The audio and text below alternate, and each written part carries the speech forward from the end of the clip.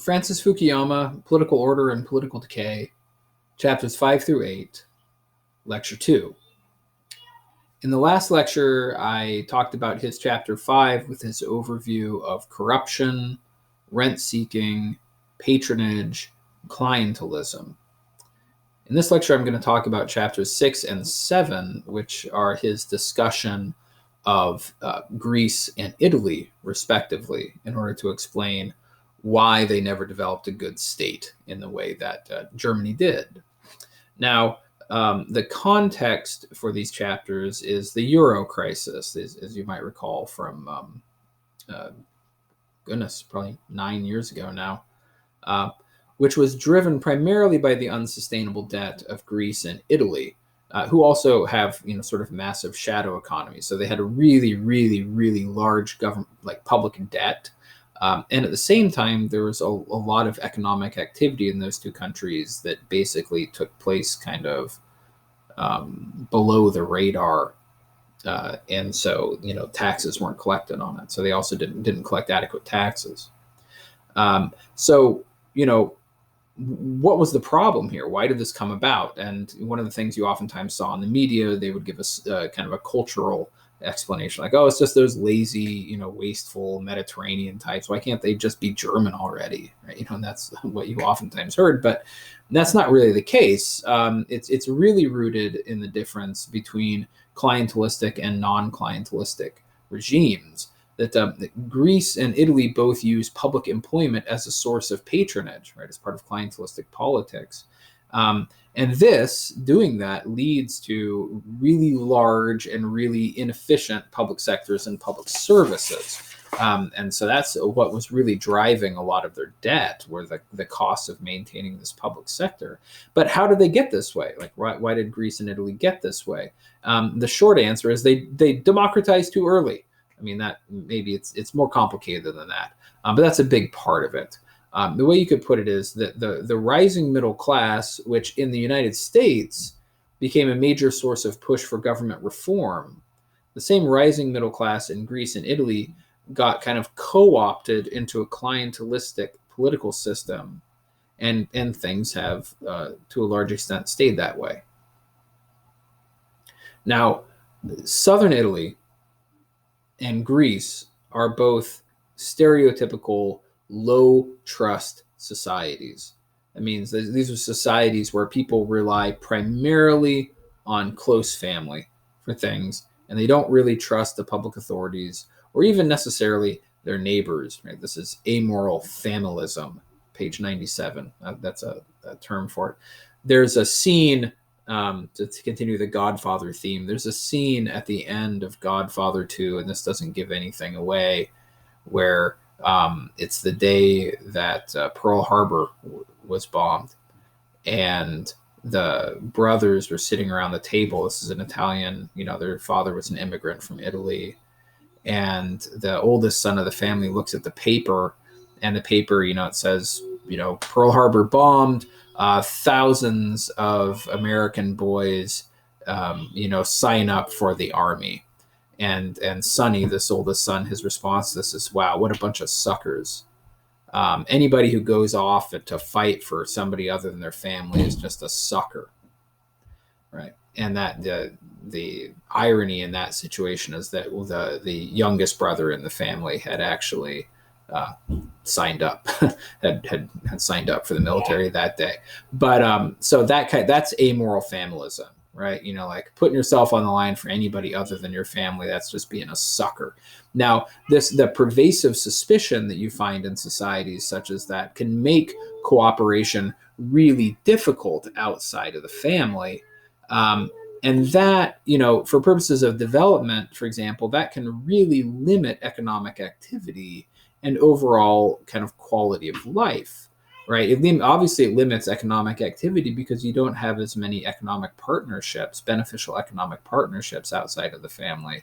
And it lowers quality of life overall because, there are just lots of indicators showing that low trust societies have lots of bad outcomes in terms of personal health, happiness, and things such as that. So, in a low trust society, neighbors are oftentimes seen not as potential helpers, but as potential rivals. And because oftentimes in these circumstances, the state itself is not seen as particularly legitimate or might even be seen as suspect, oftentimes you also have a common practice is for people to try to evade taxes through a shadow economy, which of course hurts the government. Now, for reasons we can't get into, one of the things he points out is that urbanization didn't necessarily help this system in these countries because oftentimes villages would kind of relocate en masse to the city. So you didn't have urbanization did not shake up this pattern of sort of amoral familism that you had in the countryside. It just moved it into the city. And then, of course, Greece in particular was further divided by occupational differences and the Civil War and all that. So there were multiple things that contributed to the kind of social fragmentation or low social trust that you have in Greece.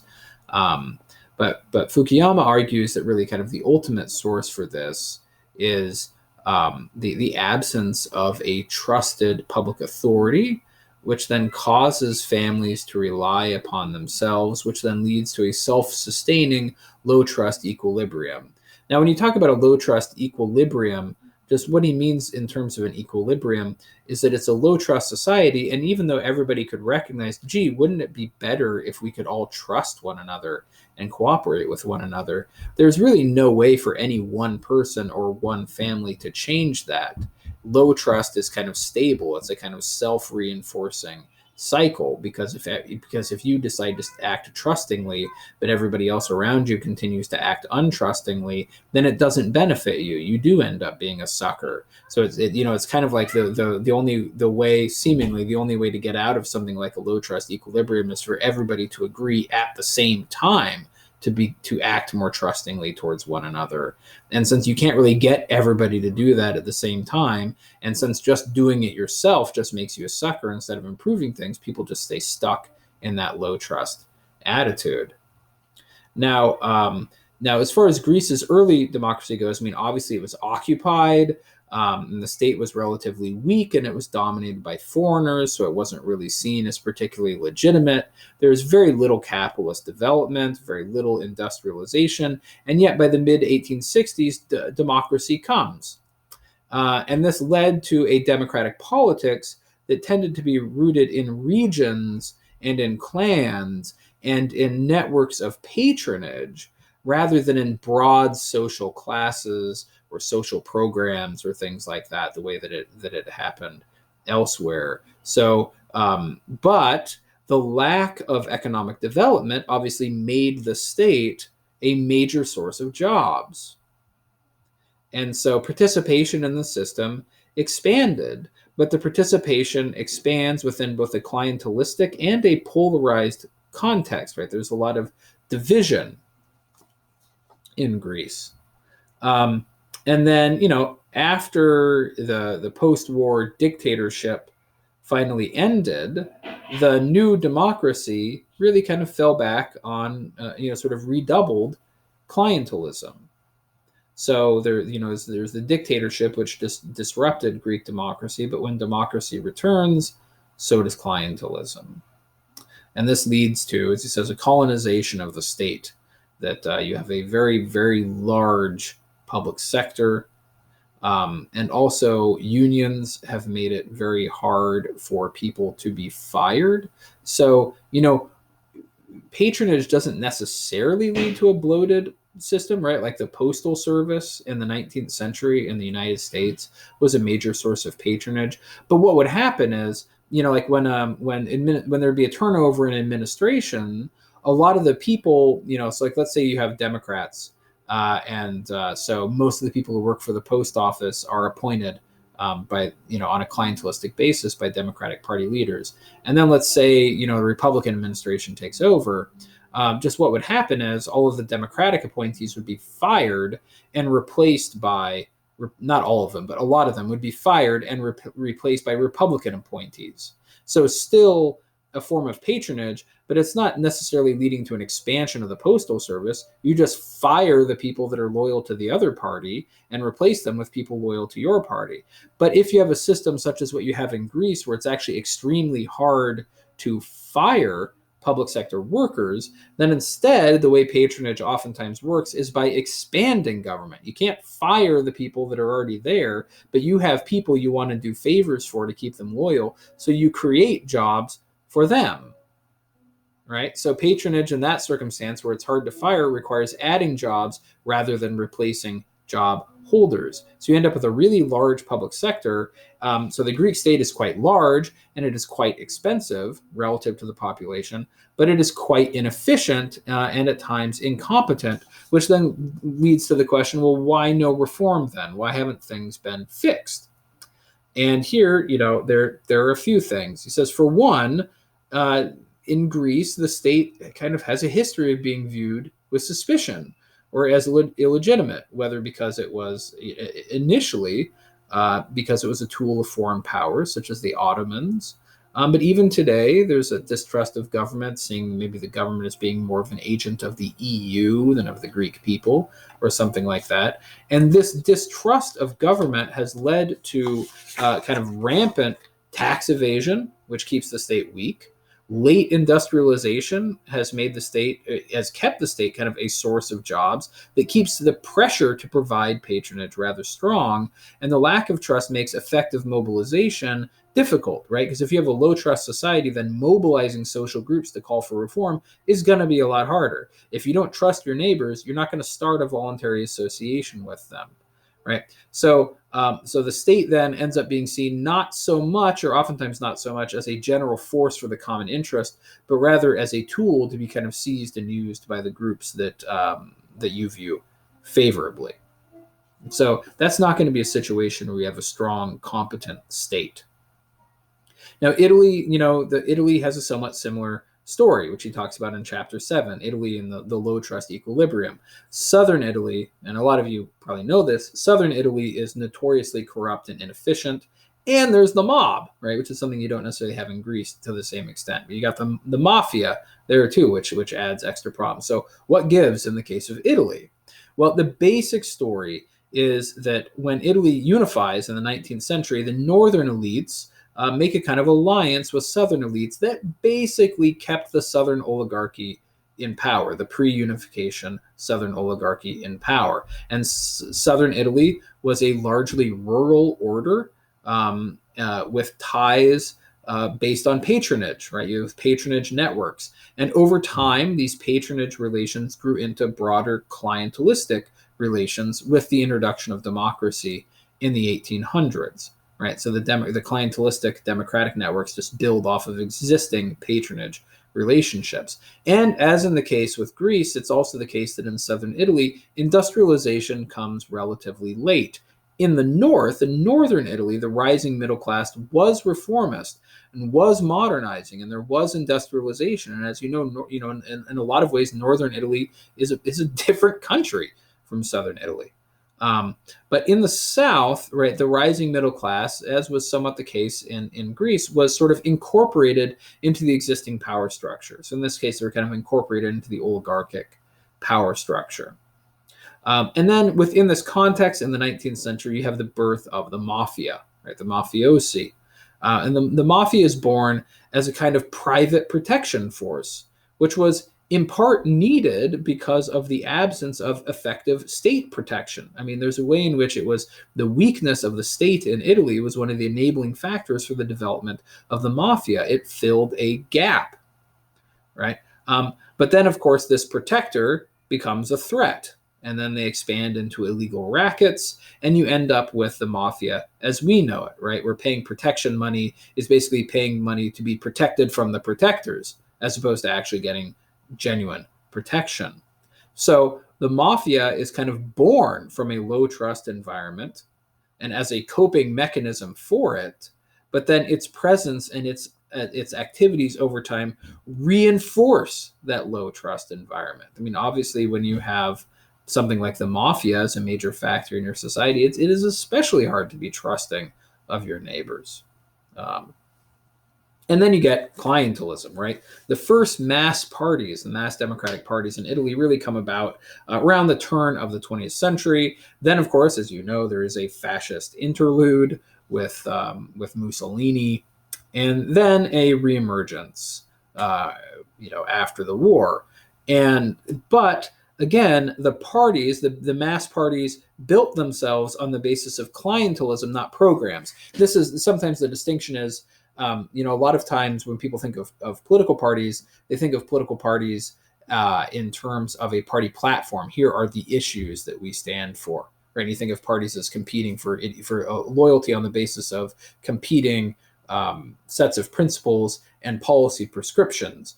But another way of building a party is just by building networks of clients, right? Where the loyalty is not so much based on ideology, it's based on exchange of favors and things like that. And that's really the way that the parties built themselves in Italy, was through these networks, these sort of interlocked network, clientelistic networks. And so, of course, again, because of patronage, the government grows. And there are lots of subsidies that are sent to the South, and that, of course, reinforces clientelism when you have those subsidies being sent there, because then you use those subsidies to secure loyalty and all of that. Now, post-war, post-Cold War, really, environment in Italy, public opinion become much more concerned about corruption in Italy, and that shakes up things. The previously dominant party, and even the rise of Silvio Berlusconi, right, was supposedly a reformer candidate. This, part of his rise was as an alternative to what was perceived to be the corruption of existing elites. But he does nothing to actually undo clientelism in Italy. And even in the North, the forces for reform, small businessmen, middle class people, have over time kind of gone in a populist direction some of the time too, as opposed to kind of an old-fashioned reformist direction. Now, all of this leads to Fukuyama reflecting on the importance of trust in society. So that's all I'm going to say. That's all you need to know about Greece and Italy. We're not going to go into fine detail, but just for a few general reflections on the importance of trust. High trust societies have many advantages. There's more cooperation that happens more easily, right? Which leads to a greater sense of personal security. There are fewer transaction costs involved in cooperation. You don't need lawyers as much, and things like that. You need fewer guarantees, which leads to more benefits from cooperation. There are lots of other things. I mean, there's a massive literature on the importance of trust. In fact, Fukuyama himself, in I think the late 90s, wrote a book called Trust. So this is a topic that he's been interested in for a long time. But being trusting only makes sense in a context that is marked by generally trustworthy behavior, right? Because if you act like a trusting person in an environment where people do not generally behave in a trustworthy fashion, then you are just a sucker. You will be taken advantage of, right? This is one of the reasons why, like in an environment where you see other people breaking the law, you tend to become more likely to break the law, right? I mean, why should I be the one person who pays his taxes when everybody else cheats on his taxes, for example? So there are lots of benefits to trust, but for trust to work, you have to have a broad environment of trustworthiness. And where government is weak or incompetent, trust becomes more difficult. Self-reliance becomes more likely, even some things like the mafia, and that in turn undermines the possibility of building trust, right, and cooperating in order to reform government, right? So again, it's something like the idea of a vicious circle or a virtuous circle, that in low trust environments, trusting behavior is not rewarded, and so but the only way to get out of that low trust environment is by people being trustworthy. So how do you do it? It's a collective action problem. And this is what he describes actually on page 124.